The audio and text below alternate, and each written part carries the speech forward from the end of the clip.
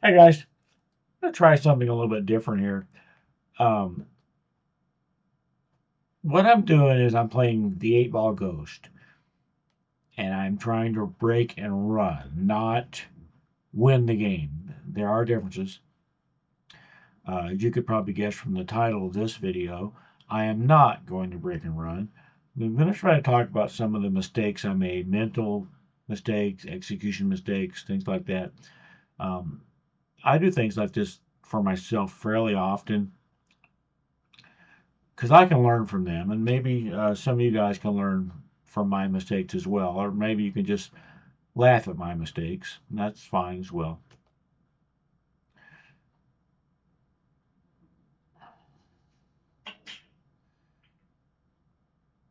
Yeah, so there's my break. I made one solid, so I have solids. And right off the bat, let me get up here where I'm actually standing there looking at the table.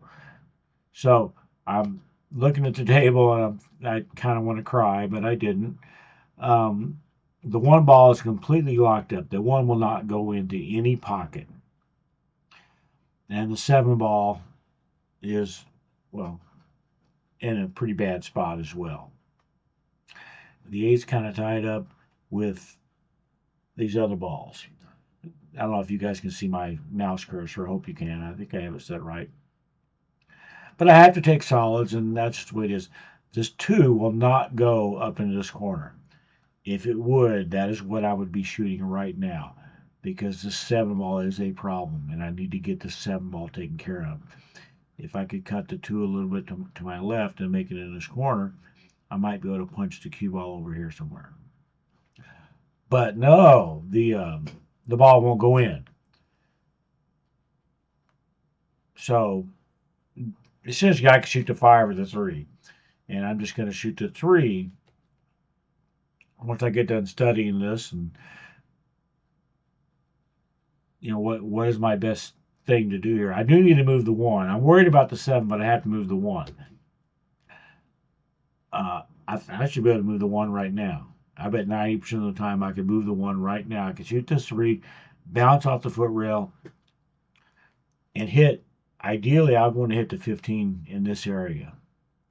Just free up the 1 a little bit and send the cue ball in this direction a little bit. Not slamming it, just a little bit. And once I shoot this, I'll be able to show you why I wanted to do that. I'm going to miss this ball, clearly. But just imagine if I had left the cue ball like here, then I could be cutting the 5 into this pocket with a little bit of draw, a little bit of left maybe, and come up here for the 7. Because the 7 is a problem. The 7 and the 1 are both problems. They both suck. I'm going to let this cue ball roll a little bit further until it stops. So there's my angle that I have. I have a slight cut to my left on the 2. This is cool because then I can send the cue ball over here into the 1 and at least start to take care of this problem, maybe take care of it completely. Still have to worry about this 7, but for now I've got a fairly long shot for me in my old eyes, but at least I can bump the 1, free it up, and I've got the 5 as insurance. It's not a big deal, and that's just what I'm going to shoot.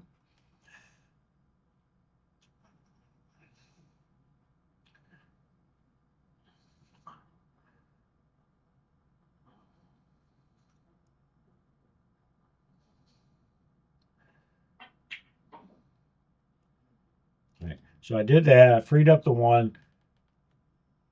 I don't have any problem balls except for the 7 ball.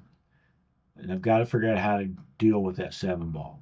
I'm going to come down here and I'm going to look at the 6 eventually. What I'm looking at right now is, can I shoot the 5 into this corner and not hit the 12? Not 100% sure I can do that. So I'm going to look at the 6. And this is possibly something I should have done. Shoot the 6 with top left. Cue ball goes here, here, here, and comes into this somehow and maybe makes things better than they are. It's hard for them to be worse than they are. maybe makes things better than they are. So I'm at least looking at that. I have a proper angle that I feel like I could do that. But I would be relying on luck to get a shot or to make this situation better. I would have an insurance shot of the 1 or maybe even the 5 if I left the cue ball in this area. I'm really seriously considering the shot. But I'm going to decide against it. And the reason I'm going to decide against it is because I realize I think I can miss this 12. I think I can shoot the 5 into this corner, miss the 12, and send the cue ball straight up this way. So sending the cue ball 1 rail into this mess is easier, better than sending the cue ball 3 rails into the same mess. So that's what I'm going to do. I'm going to look at it and stuff.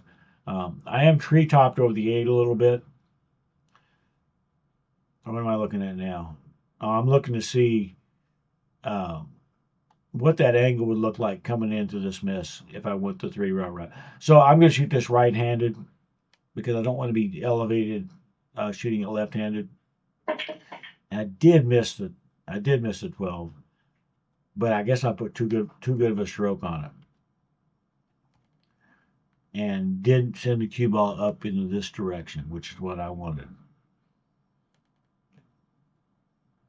I also didn't hit the 7 hard enough to bump it up right in front of the side pocket, which would have been pure luck. I wanted the cue ball in here, and that didn't happen. So you get to the situation, you get in these situations, and I'm frustrated at this point, and I missed something. I don't even consider it. What I'm going to do is I'm going to look around here, and I'm going to look at the 1 and see, okay, where will the cue ball go if I shoot the 1? I decide that the cue ball, that I can hit the top side of the 9 and send the cue ball up here and at least be able to see the 6.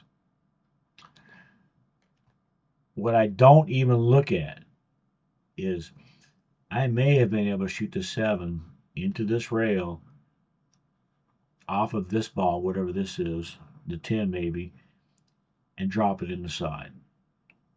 I may have been able to do that. It would have been a tough shot. Probably would have required some luck. This ball looks to me like it's a little bit, further out than would be ideal for me.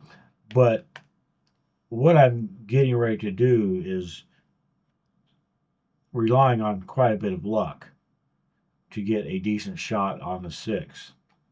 The other thing that it's doing, what I'm getting ready to do, is I'm getting rid of one of the balls that I could potentially be using at some point to get on the 7.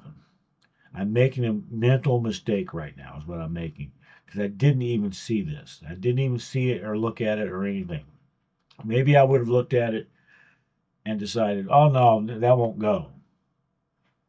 But I tell you what, looking at the footage, it looks to me like it'll go. But it's not what I'm going to do. I'm going to shoot the 1 and hit the top side of the 9. I can see that pretty well. I'm going to hit the top side of the 9. So definitely going to be able to see the 6. And I did that. So I had been thinking originally that I may end up with the same situation that I originally looked at. Or maybe I could shoot the 6 down this rail with top left. Here, here, here, and back into this mess. I don't have a good enough angle. If the cue ball had been over here closer to where the 11 is, I would have had that angle. But where it sits right now, what I'm thinking is I'm getting ready to walk over to that side of the table, is I'm going to have to shoot the 6 down this rail, go across the table, come back to the side, and land on an inch and a ball and a half wide gap. And I'm not looking forward to this. But this is what I'm thinking is going to happen. I'm going to have to do it. I get over here, and then I go, well, hell, this 6 ball will bank here. I'm just going to check this gap. It's about a ball and a half. But the 6 ball will bank here. It's not a duck. But if I can shoot a stop shot on the 6, I'm in that gap.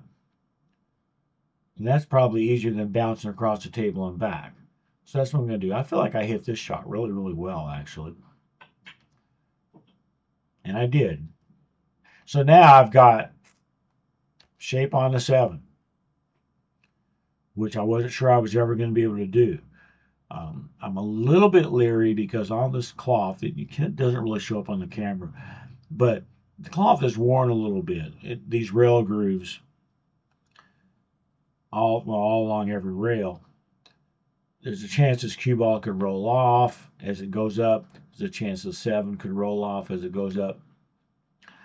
I can't like shoot it firmly and shoot like a stop shot.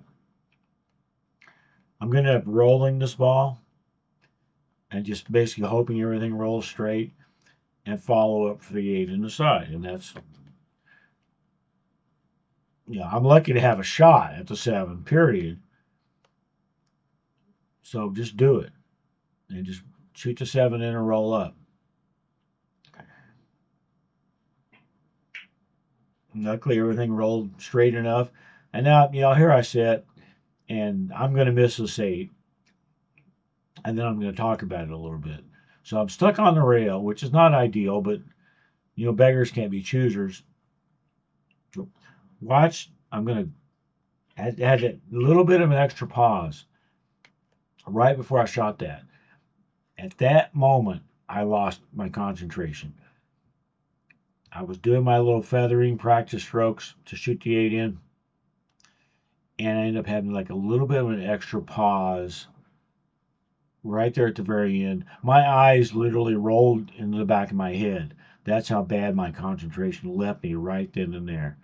The reason that happened is that I had been relying on luck to make these shots and get shape, make this tough bank, get shape, roll up, not have the rail groove screw up my shot, and get shape. I'd used up every bit of my concentration reservoir I had. So by the time I got to the 8, I didn't have anything left. And I should have just bent over and fired this 8, or shot the 8, not fired it. I should have just bent over and shot it. But instead, I decided, well, I'm going to be careful. I'm going to essentially, cinch the ball. I didn't have to play shape for anything, obviously. And my mental capacity ran out. And I know exactly when it happened. So going through all this, I had to rely on a bunch of luck. I had to miss a potential carom that I had. The mistake that I made, as far as I'm concerned, the reason I lost this game was the very first shot when I went to bounce off this cushion and go up and hit these balls, and I didn't do it. I think that could have potentially made things a heck of a lot easier, but it didn't. And I missed it, and then I proceeded to luck my way through the rest of the rack until eventually my luck ran out. So that's it, and that is this video. And you guys let me know if you like it or not.